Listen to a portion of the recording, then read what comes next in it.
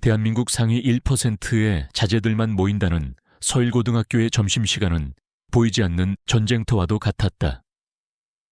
식당 안은 수많은 무리로 나뉘어 있었지만 그 모든 계급의 정점에는 단 하나의 절대 권력이 존재했다.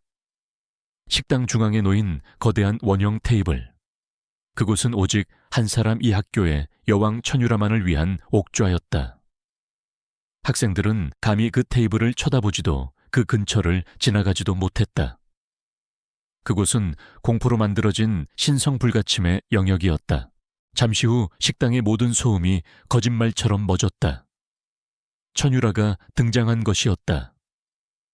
그녀는 명품으로 개조한 교복을 입고 얼음처럼 차가운 표정으로 식당 안을 가로질렀다. 그녀의 뒤로는 충성스러운 하이에나 같은 무리가 그림자처럼 따랐다. 그녀는 굳이 소리치거나 위협하지 않았다. 그녀의 존재 자체가 이 공간을 지배하는 가장 강력한 권력이었다. 그녀는 한 학생의 식판을 지나치며 역겹다는 듯 쳐다보더니 실수인 척 손으로 쳐서 바닥에 떨어뜨렸다. 피해 학생은 감히 항의하지 못하고 오히려 죄송하다고 머리를 조아릴 뿐이었다. 바로 그때 식당 입구에 새로운 인물이 나타났다. 처음 보는 얼굴이었다. 단정하게 교복을 입은 남학생은 이 지옥 같은 생태계와는 어울리지 않는 무심하고 평온한 표정을 짓고 있었다. 그의 이름은 강지우. 오늘 막 이 학교로 전학 온 미스터리한 전학생이었다. 그는 주변의 살벌한 분위기에는 아랑곳하지 않고 자신의 식판을 챙겨 자리를 찾기 시작했다. 그의 시선이 식당 중앙에 유일하게 텅 비어있는 테이블에 닿았다. 그에게는 그저 비어있는 편한 자리일 뿐이었다. 그는 망설임 없이 그곳을 향해 걸어갔다. 그가 한 걸음 한 걸음 테이블로 다가갈수록 식당 안의 모든 학생들은 숨을 죽였다. 미쳤어. 쟤 누구야? 이제 죽었다. 경악과 조소가 뒤섞인 수군거림이 사방에서 터져 나왔다. 마침내 강지우는 그 금단의 테이블에 앉았다. 탕하고 식판을 내려놓는 소리가 식당 전체에 총성처럼 울려 퍼졌다. 자신의 옥좌에 앉으려던 천유라는 그 자리에 얼어붙었다. 그녀의 아름다운 얼굴이 불신과 인해 차가운 분노로 일그러졌다. 지난 몇 년간 자신의 왕국에서 단 한 번도 일어난 적 없는 반역이었다. 그녀는 천천히 살기를 내뿜으며 그의 테이블로 걸어갔다. 그녀의 무리가 그를 애워쌌고 식당의 모든 시선이 그들에게 쏠렸다. 이제 곧 벌어질 끔찍한 처형식을 기다리는 관객들처럼 내 자리야. 그녀의 목소리는 낮고 위험하게 울렸다. 하지만 강지우는 눈 하나 깜빡하지 않았다. 그는 입안에 있던 음식을 천천히 다 씹어 삼키고 우유를 한 모금 마신 뒤에야 비로소 고개를 들어 그녀를 바라보았다. 그의 눈에는 두려움이나 반항심 따위는 없었다. 오직 상대를 분석하는 듯한 차갑고 텅 빈 시선만이 존재할 뿐이었다. 그는 테이블의 다른 빈 의자들을 한번 쓱 훑어보고는 지극히 사실적인 어조로 말했다. 빈자리 많은데. 그의 대답은 도발이 아니었다. 그녀의 권력이란 비논리적인 공포에 기반한다는 사실 자체를 부정하는 지극히 이성적인 사실의 전달이었다. 그래서 더욱더 모욕적이었다. 천유라는 난생 처음 느껴보는 당혹감과 분노의 순간 할 말을 잃었다. 그녀의 충실한 부하들이 당장이라도 달려들 기세로 그를 노려보았다. 강지우는 그저 아무렇지 않게 다시 수저를 들 뿐이었다. 이 학교의 절대 권력, 그 견고했던 성에 오늘 처음으로 작은 균열이 생기는 순간이었다. 천유라의 분노는 그녀의 자존심만큼이나 거대했다. 하지만 그녀는 모두가 보는 앞에서 저 정체불명의 전학생을 직접 처리하여 자신의 품위를 떨어뜨리고 싶지 않았다. 그녀는 강지우에게 죽음을 예고하는 듯한 차가운 시선을 한번 던지고는 먹지도 않은 점심 식판을 그대로 둔 채 경멸적으로 자리를 떠났다. 그녀의 무리가 의기양양하게 그 뒤를 따랐고 식당 안에는 다시 어색한 정적이 흘렀다. 하지만 모두가 알고 있었다. 이것은 끝이 아니라는 것을, 폭풍 전의 고요함일 뿐이라는 것을. 강지훈은 아무 일도 없었다는 듯 자신의 점심을 마저 먹었다. 주변에서 쏟아지는 동정과 조롱, 그리고 경외심이 섞인 시선들을 그는 철저히 무시했다. 그의 모든 행동은 즉흥적인 반항이 아니었다. 그것은 이 부패한 왕국의 생태계를 파악하기 위한 지극히 계산된 탐색전이었다. 그리고 그는 첫 번째 탐색에서 여왕의 가장 큰 약점이 그녀의 예측 가능한 분노라는 사실을 알아냈다. 그날 오후 학교의 버려진 옥상에서 천유라와 그녀의 무리가 모였다. 분노를 사귀지 못한 그녀는 근처의 화분을 걷어차 산산조각냈다. 그녀의 신복이자 이 학교의 2인자인 박우진이 그녀를 진정시키며 말했다. 누님 걱정 마십시오. 오늘 방과 후에 저 건방진 놈의 버르장머리를 제대로 고쳐놓겠습니다. 그들은 학교 뒤편에 인적이 드문 체육관 뒤 창고에서 전학생에게 서열이라는 것이 무엇인지 똑똑히 가르쳐줄 계획을 세웠다. 유라는 만족스러운 미소를 지었다. 방과 후 강지훈은 마치 아무것도 모른다는 듯 일부러 체육관 뒤편의 후문을 향해 걸어갔다. 그의 예리한 감각은 이미 아침부터 자신을 따라다니는 몇 개의 시선을 느끼고 있었다. 그는 기꺼이 그들이 파놓은 함정 속으로 제 발로 걸어 들어갔다. 아니나 다를까 창고 앞에는 박우진을 포함한 4명의 남학생이 팔짱을 낀 채 그를 기다리고 있었다. 그들의 얼굴에는 상대를 마음껏 유린할 수 있다는 비열한 자신감이 가득했다. 멀리서 천유라가 만족스러운 표정으로 이 모든 것을 지켜보고 있었다. 네가 강지우냐? 전학 첫날부터 겁대가리를 상실했구나. 박우진이 시비를 걸며 그의 앞을 막아섰다. 강지우는 멈춰서서 그들을 조용히 훑어보았다. 그의 눈에는 어떤 두려움도 긴장감도 없었다. 그는 마치 재미없는 곤충을 관찰하는 과학자처럼 무표정했다. 그는 싸울 생각이 없다는 듯 그들을 비껴 지나가려 했다. 그의 그런 태연한 태도는 오히려 불에 기름을 붓는 격이었다. 이 새끼가 무시하네. 분노한 박우진이 먼저 주먹을 날렸다. 하지만 그의 주먹은 허공을 갈랐다. 강지훈은 최소한의 움직임으로 그의 공격을 피하며 그의 팔을 잡아 그대로 앞으로 당겼다. 박우진은 자신의 힘에 스스로 이기지 못하고 앞으로 고꾸라졌다. 강지훈은 주먹을 쓰지 않았다. 그는 유도와 합기도의 달인이었다. 그의 기술은 상대를 파괴하는 것이 아니라 상대의 힘을 역이용하여 무력화시키는 것이었다. 나머지 3명이 동시에 그에게 달려들었다.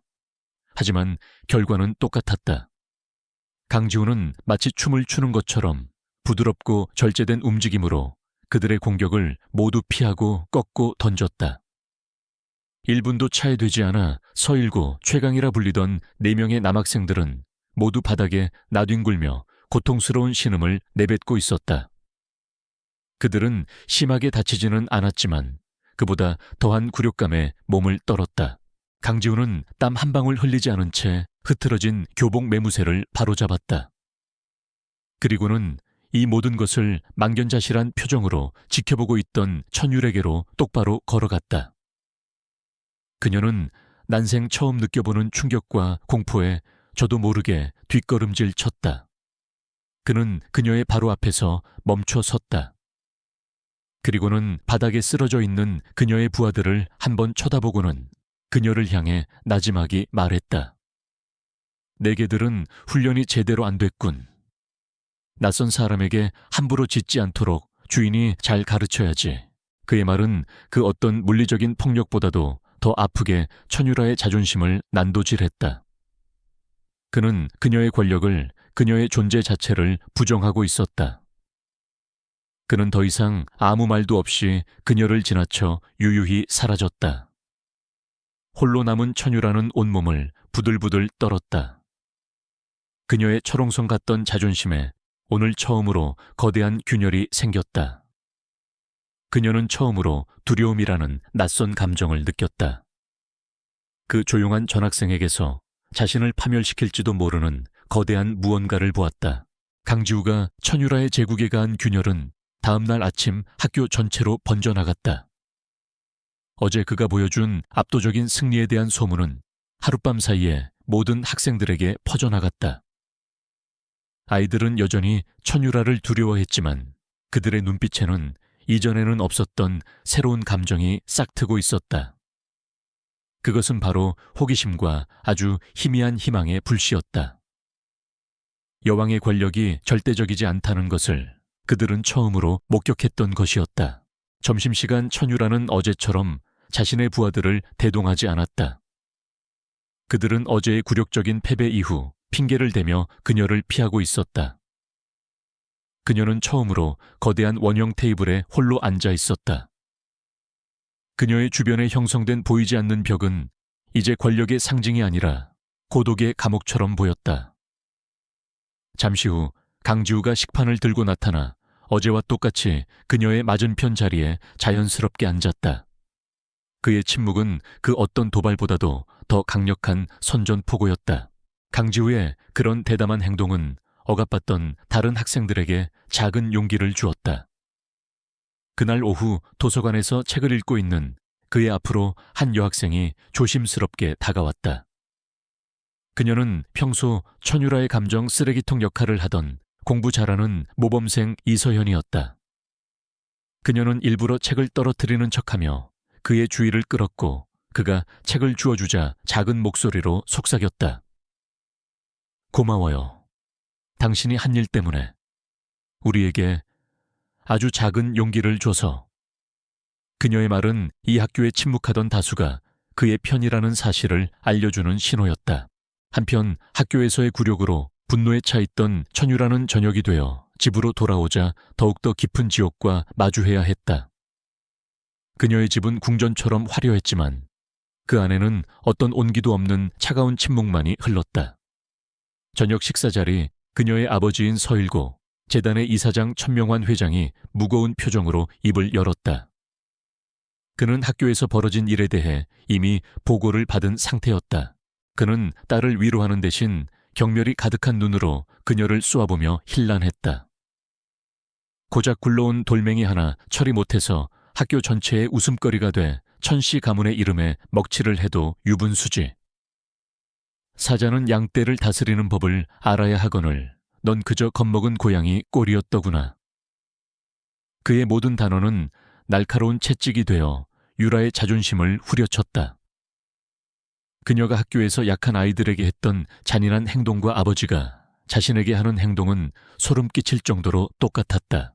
그녀의 모든 폭력성은 아버지로부터 학습된 것이었다. 그녀는 아버지에게 인정받고 그의 그림자에서 벗어나기 위해 자신이 배운 유일한 생존 방식인 공포를 통한 지배를 학교에서 그대로 재현하고 있었던 것이다. 그녀는 단순한 가해자가 아니었다. 그녀 역시 이 거대한 폭력의 사슬 안에 갇힌 또 다른 피해자였다. 천명환 회장은 실패에 대한 대가로 그녀가 가장 아끼는 말의 다리를 부러뜨리라고 지시했다. 그의 잔인함에는 끝이 없었다. 같은 시각 강지우는 자신의 좁은 오피스텔 방에서 벽에 붙여놓은 서일고의 관계도를 정리하고 있었다. 그의 책상 위에는 천유라와 그녀의 아버지 천명환 회장에 대한 모든 자료가 펼쳐져 있었다. 그는 조사를 통해 천유라의 폭력적인 성향 뒤에 숨겨진 불행한 가정사를 이미 파악하고 있었다. 그는 중얼거렸다. 그녀는 근원이 아니야. 그저 도구일 뿐이지. 망가져버린 그는 이 싸움에서 이기기 위해 단순히 천유라를 꺾는 것만으로는 부족하다는 것을 알았다. 진짜 적은 그녀의 뒤에서 모든 것을 조종하는 거대한 악 천명환 회장이었다. 그리고 천유라는 그 악을 무너뜨리기 위한 가장 중요한 변수가 될 수도 있었다. 그의 눈빛이 차갑고 예리하게 빛났다. 그는 천유라의 사진 옆에 붙어있던 적이라는 메모를 떼어냈다. 그리고 그 자리에 새로운 메모를 써서 붙였다. 가능한 변수 혹은 피해자. 그의 복수는 이제 새로운 국면으로 접어들고 있었다. 천명환 회장의 보이지 않는 손이 움직이기 시작했다. 딸의 권위가 흔들리자 그는 학교의 공포 분위기를 재확립하기 위한 희생양을 찾았다. 그의 목표는 강지우에게 감사를 표했던 모범생 이서현이었다. 장학생이라는 이유로 평소에도 밉보였던 그녀는 완벽한 먹잇감이었다. 중간고사에서 그녀는 교묘하게 조작된 증거와 함께 시험 부정행위자로 낙인 찍혔다. 천 회장의 충실한 개였던 교감은 그녀의 변명은 들어보지도 않은 채 즉각적인 퇴학 처리를 위한 징계위원회를 소집했다. 이 소식은 학생들 사이에 분노를 일으켰지만 감히 누구도 공개적으로 저항하지 못했다. 이서현은 절망에 빠져 모든 것을 포기하려 했다. 바로 그때 강지우가 그녀의 앞에 나타났다. 그는 이것이 천유라가 아닌 그 배후에 있는 더 큰 권력의 공격이라는 것을 간파하고 있었다. 이것은 이서현을 향한 공격인 동시에 자신에게 보내는 경고장이기도 했다. 그는 이 부당한 폭력 앞에서 침묵하기를 거부했다. 그는 서현에게 자신이 징계위원회에서 그녀의 학생 대리인 역할을 하겠다고 선언했다. 강지우의 싸움은 무모하지 않았다. 그는 감정에 호소하는 대신 철저한 증거와 논리로 싸울 준비를 했다. 그는 익명의 제보를 받는다는 명목으로 학교 온라인 게시판에 글을 올렸고 동시에 서현을 고발한 교사의 뒷조사를 시작했다. 그는 교사의 계좌에 최근 설명할 수 없는 거액이 입금된 사실을 확인했다. 또한 그는 밤새도록 서일고의 복잡한 학칙을 파고들어 징계위원회 절차상 허점을 찾아냈다. 천유라는 이 모든 상황을 복잡한 심경으로 지켜보고 있었다. 그녀는 이서현을 싫어했지만 이번 사건이 아버지가 꾸민 비열한 함정이라는 것을 알고 있었다. 그녀는 아버지의 잔인한 방식에서 늘 자신이 당해왔던 폭력의 그림자를 보았다. 그녀는 처음으로 자신이 휘두르던 폭력의 피해자가 아닌 더 거대한 폭력의 방관자가 된 기분을 느꼈다. 혐오감이 치밀었다. 그녀는 강지우를 증오했지만 동시에 자신이 가장 두려워하는 존재와 맞서 싸우는 그에게서 기묘한 존경심을 느끼고 있었다. 갈등하던 그녀는 마침내 충동적인 반항을 결심했다.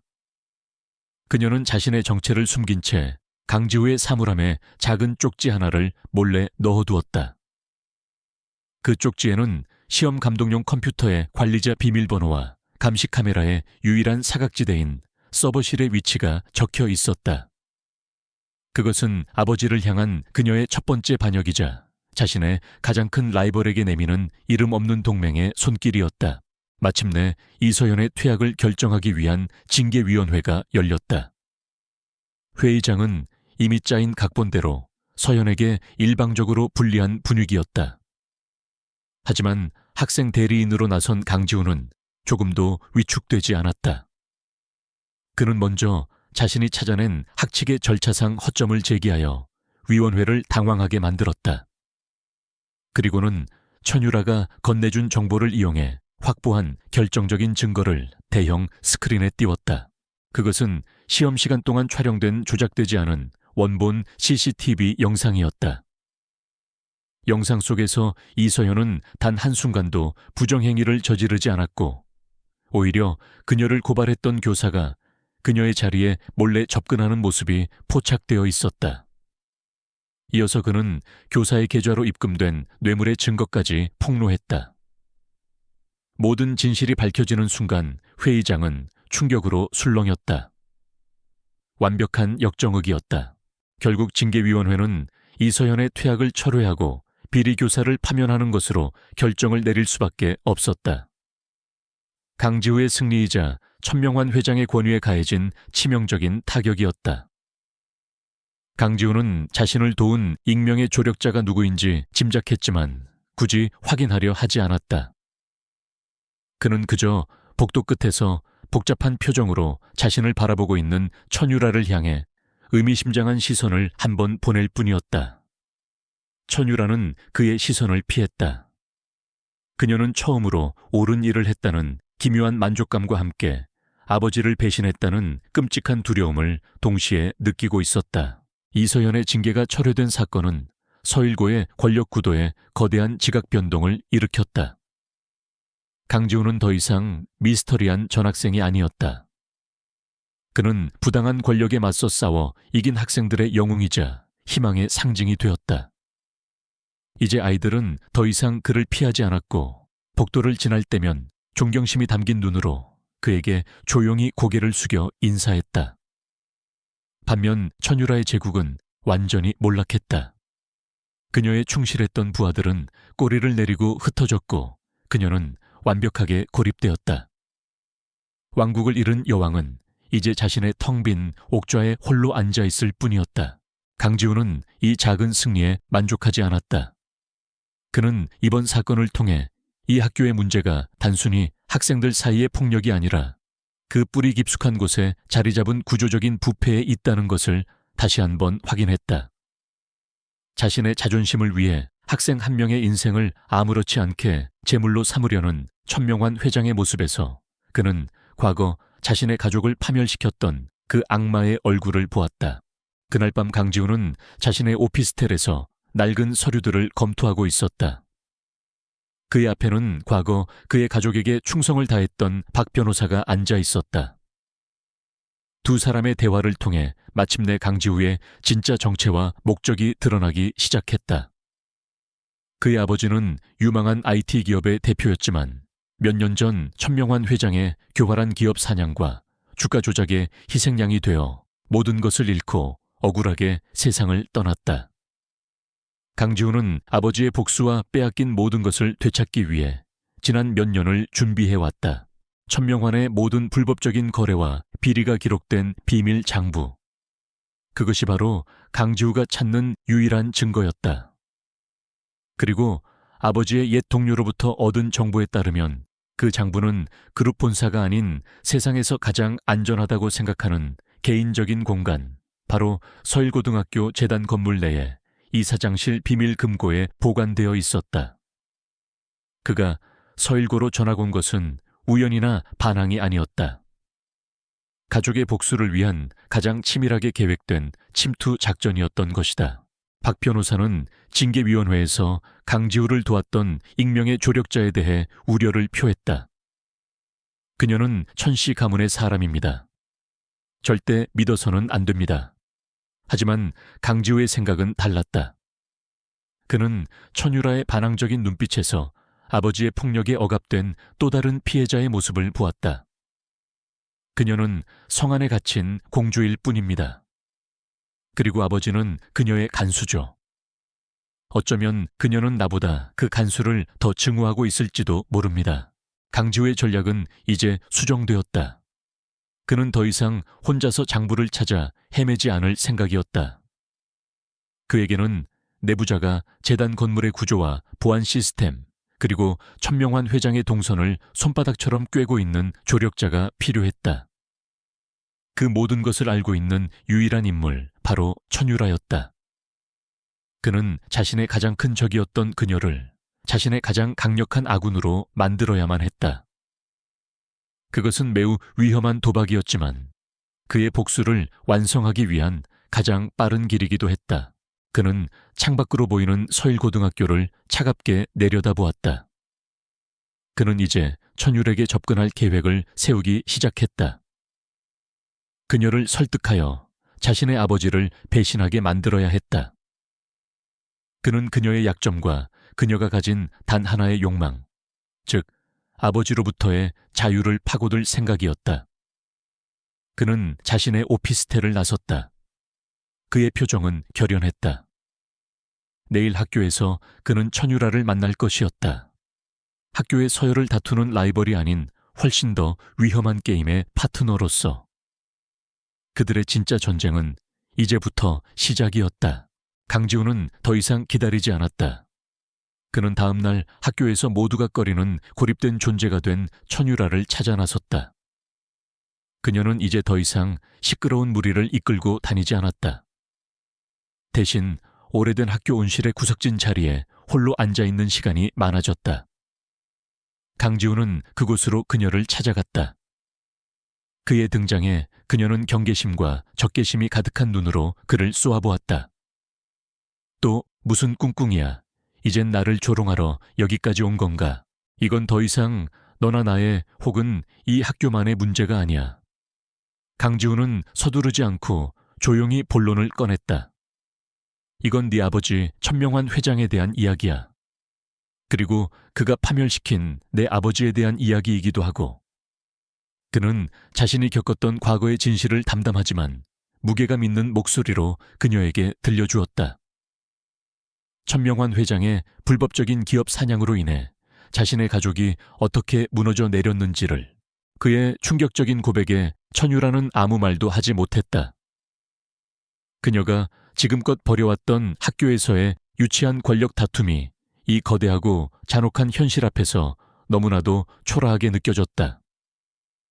그녀는 아버지가 무자비한 사람이라는 것은 알았지만 그의 악행이 이 정도일 줄은 상상도 하지 못했다. 강지우는 그녀의 흔들리는 눈빛을 놓치지 않고 결정적인 제안을 던졌다. 나는 그가 자신의 모든 범죄를 기록해둔 비밀 장부를 가지고 있다는 것을 알아. 그리고 그 장부는 그가 가장 안전하다고 믿는 이곳, 바로 이 학교의 이사장실에 숨겨져 있어. 그는 그녀를 똑바로 바라보며 말했다. 너는 이곳의 모든 것을 알고 있겠지. 이사장실의 구조, 아버지의 습관 보안 시스템까지. 나를 도와. 그러면 너는 영원히 그에게서 자유로워질 수 있을 거야. 그는 그녀의 가장 깊은 곳에 있는 욕망, 바로 자유를 정확하게 찔렀다. 그의 제안은 그녀의 영혼을 뒤흔드는 위험한 유혹이었다. 그녀는 두려웠다. 아버지를 배신하는 것은 상상조차 할 수 없는 일이었다. 그는 괴물이었지만 동시에 그녀에게 모든 부와 권력을 안겨준 유일한 핏줄이기도 했다. 하지만 그녀의 뇌리에서 아버지가 가장 아끼던 말의 다리를 부러뜨리라고 명령하던 그 잔인한 목소리가 떠나지 않았다. 그녀는 평생을 아버지의 꼭두각시로 살아왔다. 이제 그 끈을 끊어낼 수 있는 유일한 기회가 온 것이었다. 강지우는 그녀를 재촉하지 않았다. 그는 그저 선택지를 던져주고 그녀의 결정을 기다렸다. 선택은 내 몫이야. 계속해서 그의 인형으로 살 것인가? 아니면 나와 함께 그 끈을 끊어낼 것인가? 기나긴 침묵 끝에 천유라는 마침내 결심을 굳혔다. 그녀는 떨리는 목소리로 하지만 단호한 눈빛으로 그에게 물었다. 내가 뭘 하면 되지? 그 한마디와 함께 세상에서 가장 위험한 파트너십이 맺어졌다. 두 사람의 관계는 그 순간 라이벌에서 공범으로 변했다. 유라는 자신이 아는 모든 정보를 털어놓기 시작했다. 비밀 장부는 이사장실의 벽에 걸린 그림 뒤 숨겨진 금고 안에 있으며 그 금고를 열기 위해서는 카드키와 비밀번호 그리고 바닥의 압력 센서까지 통과해야 한다는 것이었다. 그리고 그녀는 그 모든 보안을 뚫고 침투할 수 있는 완벽한 날짜를 알려주었다. 바로 2주 뒤에 열릴 서일고의 개교기념 축제일이었다. 그날은 외부인들의 출입이 잦아 보안이 허술해지고 천명환 회장은 VIP들을 접대하느라 정신이 없을 터였다. 모든 조건이 완벽했다. 강지우는 그녀가 제공한 정보를 바탕으로 치밀한 침투 계획을 세우기 시작했다. 하루아침에 적에서 동지가 된 두 사람은 이제 누구도 상상할 수 없는 거대한 목표를 향해 함께 움직이기 시작했다. 그들의 위험한 동맹은 그렇게 조용히 그리고 은밀하게 시작되었다. 서일고등학교의 개교기념 축제일이 밝았다. 겉으로는 학생들의 웃음소리와 화려한 장식으로 가득했지만 그 이면에서는 두 개의 거대한 작전이 은밀하게 진행되고 있었다. 하나는 강지우와 천유라가 세운 천명환 회장의 비밀 장부를 훔치기 위한 침투 작전이었다. 다른 하나는 축제를 즐기는 학생들 사이에 섞여 모든 것을 감시하고 통제하려는 천명환 회장의 철통 같은 보안 작전이었다. 강지우와 천유라는 평범한 학생처럼 축제의 인파 속에 섞여 있었다. 그들은 서로 눈빛을 교환하며 계획의 첫 단계를 실행할 타이밍을 기다렸다. 마침내 천명환 회장이 VIP들과 함께 중앙무대에서 축사를 시작하는 순간이 왔다. 바로 그때 이서현을 비롯한 방송부 학생들이 실수를 가장하여 무대 뒤편의 대형 스크린에 미리 준비해둔 영상을 송출했다. 그것은 학교의 비싼 등록금과 비리 재단을 풍자하는 내용의 날카롭고 재치 있는 영상이었다. 영상이 재생되자마자 행사장은 순식간에 아수라장이 되었다. 천명환 회장의 얼굴이 분노로 굳어졌고 그는 당장 영상을 끄고 배우를 찾아내라고 소리쳤다. 모든 경호 인력과 교사들이 영상의 출처인 방송실로 달려갔다. 완벽한 혼란. 강지우와 천유라가 기다렸던 최적의 기회였다. 두 사람은 혼란을 틈타 조용히 인파를 빠져나와 축제의 중심에서 벗어난 재단 건물로 향했다. 유라의 카드키로 1층 로비를 통과한 뒤 지우는 미리 복제해둔 보안팀장의 마스터키로 이사장실이 있는 최고층으로 향하는 엘리베이터에 올라탔다. 이사장실 문 앞 유라는 익숙하게 비밀번호 잠금 장치 앞에 섰다. 그녀는 아버지가 늘 자신의 가장 빛나는 승리를 비밀번호로 삼는다는 것을 알고 있었다. 그녀는 강지우의 아버지를 파산시켰던 그날의 주가 지수를 입력했다.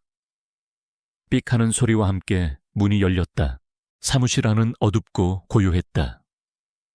유라의 기억을 따라 두 사람은 그림 뒤에 숨겨진 비밀 금고를 찾아냈다. 하지만 금고 앞 바닥에는 육안으로는 보이지 않는 압력 센서가 설치되어 있었다. 유라는 어릴 적 아버지를 피해 이 사무실에 숨어들었던 기억을 더듬어 유일하게 센서가 없는 안전한 발판의 위치를 지후에게 알려주었다. 지우는 그녀의 안내에 따라 조심스럽게 금고 앞으로 다가갔다. 바로 그 순간 복도에서 순찰을 돌던 경비원의 발소리가 들려왔다. 두 사람은 숨을 죽이고 가장 가까운 곳에 있던 거대한 커튼 뒤로 몸을 숨겼다. 좁은 공간 두 사람의 몸이 어쩔 수 없이 밀착되었다. 어둠 속에서 서로의 긴장된 숨소리와 심장 박동이 고스란히 느껴졌다. 라이벌이자 공범인 두 사람 사이에 묘한 긴장감이 흘렀다. 다행히 경비원은 아무것도 눈치채지 못한 채 지나갔다. 위기를 넘긴 두 사람은 다시 금고 앞으로 돌아왔다. 금고를 여는 마지막 관문은 지후의 몫이었다. 그는 자신이 직접 만든 소형 해킹 장비를 이용해 복잡한 디지털 잠금 장치를 무력화시켰다. 마침내 묵직한 금고문이 열리고 그 안에서 수십 년간 숨겨져 있던 악의 기록 검은 가죽 장부가 모습을 드러냈다.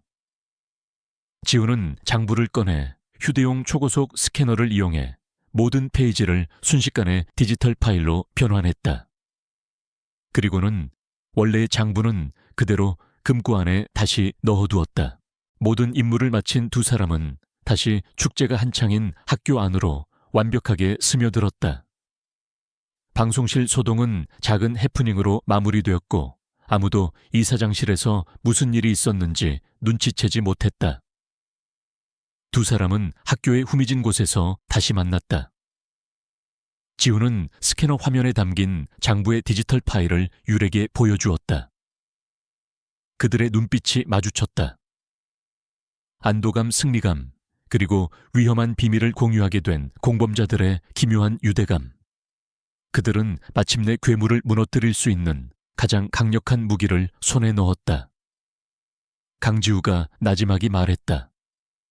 이제 진짜 전쟁을 시작할 시간이야. 서일고등학교의 축제는 재단 이사장인 천명환 회장의 폐회사와 VIP들을 위한 기부금 전달식을 마지막으로 화려한 막을 내릴 준비를 하고 있었다.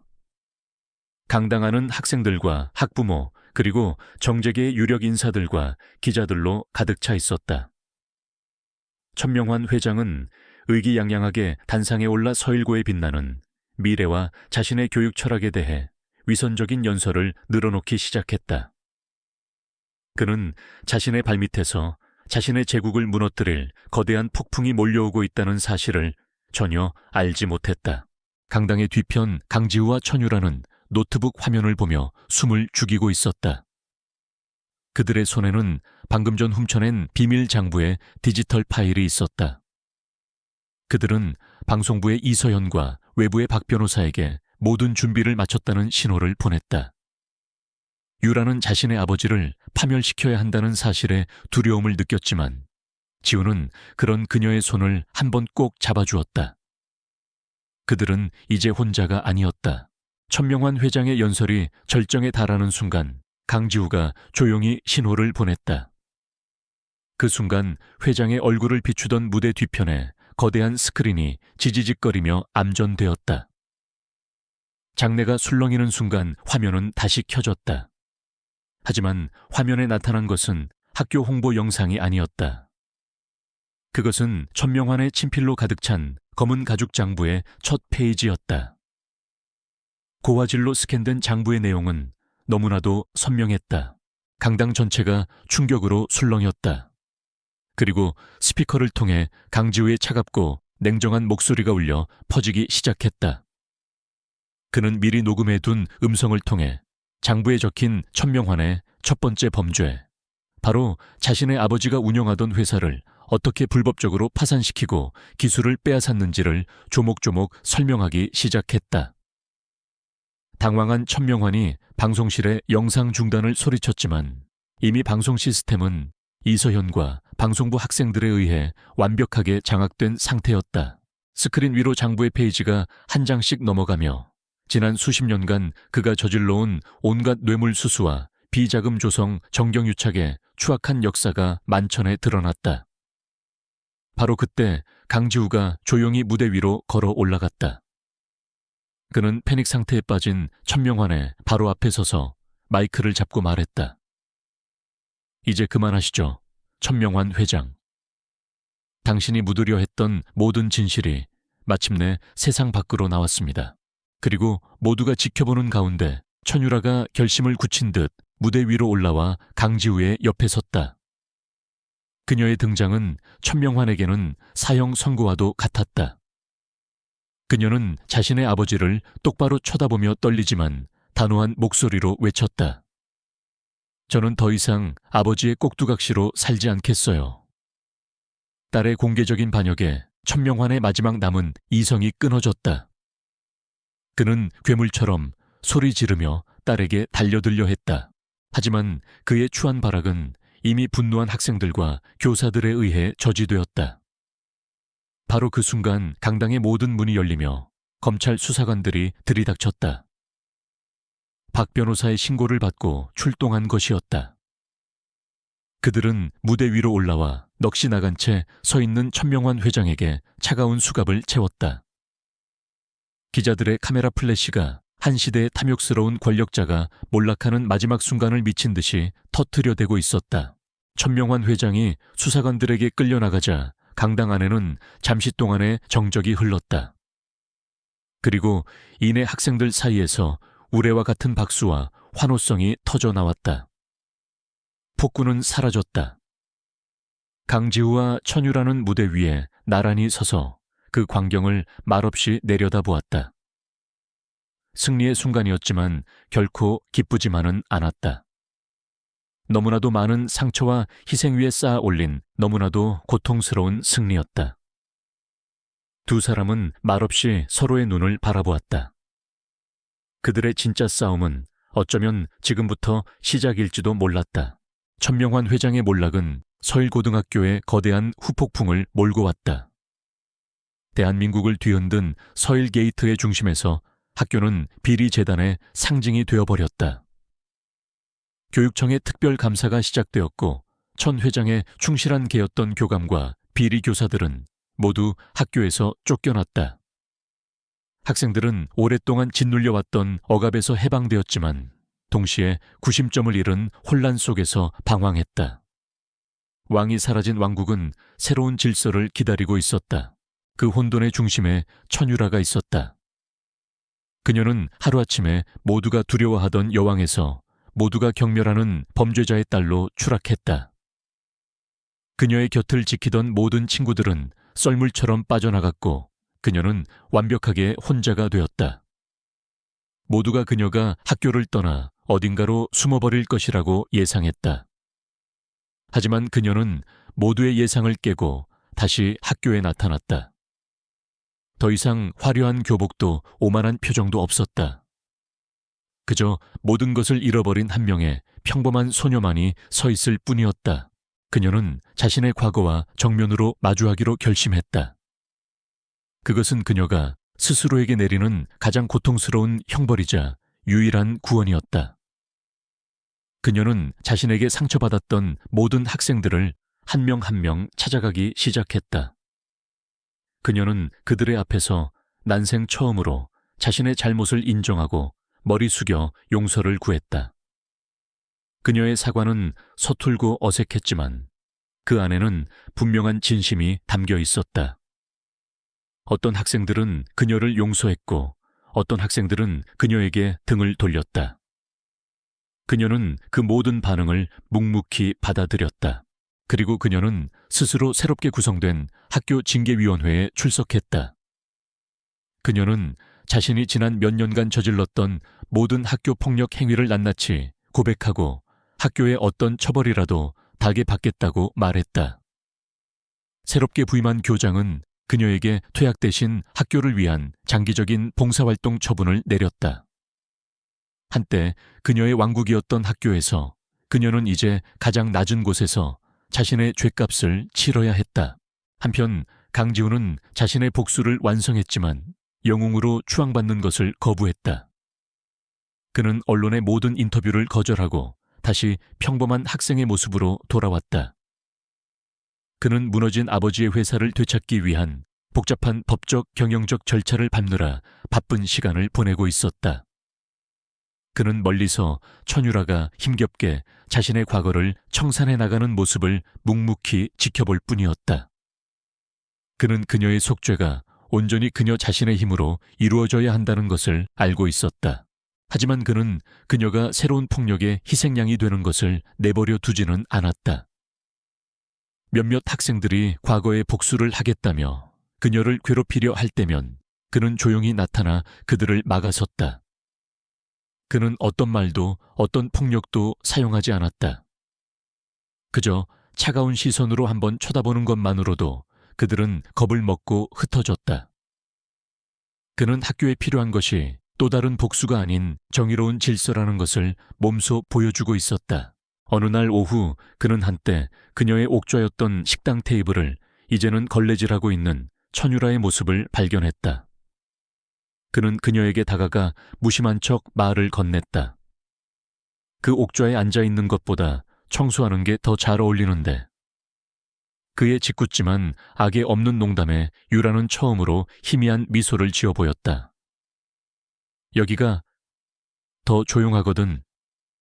그 짧은 대화 속에서 두 사람의 관계가 이제 새로운 페이지로 넘어가고 있음을 알 수 있었다. 그날 저녁 봉사활동을 마치고 지친 몸으로 학교를 나서던 천유라는 후배들이 상급생들에게 괴롭힘당하는 장면을 목격했다. 그녀는 잠시 망설였다. 하지만 이내 그녀는 단호한 표정으로 그들에게 다가갔다. 그녀는 과거의 자신처럼 위협하거나 소리치지 않았다. 대신 강지우에게서 배운 대로 침착하고 논리적인 목소리로 그들을 제압했다. 그만둬. 약한 애들 괴롭히는 거 엄청 촌스러운 짓이야.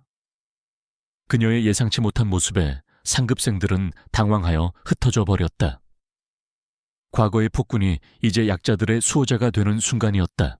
몇 달의 시간이 흘러 서일고등학교에는 새로운 학기가 시작되었다. 천명환의 어두운 그림자가 거친 학교는 놀라울 정도로 달라져 있었다. 학생들의 얼굴에서는 더 이상 두려움이나 위축된 기색을 찾아볼 수 없었다. 그 자리에는 자유롭고 활기찬 에너지가 넘쳐 흘렀다. 비리로 얼룩졌던 교사진은 물러났고 열정 넘치는 새로운 선생님들이 그 자리를 채웠다. 학교는 길고 아팠던 상처를 치유하고 서서히 건강한 모습을 되찾아가고 있었다. 그 변화의 중심에 천유라가 있었다. 그녀는 길었던 학교 봉사활동을 묵묵히 마쳤다. 그녀는 더 이상 외톨이도 동정의 대상도 아니었다. 그녀는 조용하지만 그 누구도 함부로 대할 수 없는 강한 존재감을 가진 학생이 되어 있었다. 그녀는 과거 자신이 저질렀던 폭력을 이제는 약한 학생들을 보호하는 힘으로 사용했다. 누군가 부당한 괴롭힘을 당하는 현장이 있으면 그녀는 어김없이 나타나 조용하지만 단호한 목소리로 상황을 정리했다. 과거의 폭군은 이제 상처 입은 자들의 묵묵한 수호자가 되어 있었다. 강지우 역시 자신의 길고 길었던 싸움을 마무리 짓고 있었다. 천명환 회장의 유죄가 확정되면서 아버지의 억울한 누명은 벗겨졌고 빼앗겼던 회사의 경영권 역시 되찾기 위한 법적 절차가 순조롭게 진행되고 있었다. 그는 더 이상 복수를 위해 자신의 정체를 숨기는 전학생이 아니었다. 그는 곧 서일고를 떠나 자신의 정당한 자리인 회장으로 복귀할 준비를 하고 있었다. 학교에서의 마지막 날 강지우는 모든 것의 시작이었던 그 장소 식당으로 향했다. 그는 그들의 전쟁터이자 왕좌였으며 때로는 외로운 섬이었던 중앙의 원형 테이블에 앉았다. 잠시 후 천유라가 그의 맞은편에 와서 조용히 앉았다. 이제 그 테이블은 더 이상 특별한 공간이 아니었다. 그저 두 명의 평범한 학생이 마주 앉은 평범한 식탁일 뿐이었다. 두 사람 사이에는 편안한 침묵이 흘렀다. 이제 떠나는 거야. 유라가 먼저 침묵을 깼다. 지우는 고개를 끄덕였다. 목표를 이뤘으니까. 유라가 희미하게 웃었다. 축하해. 너는 결국 해냈구나.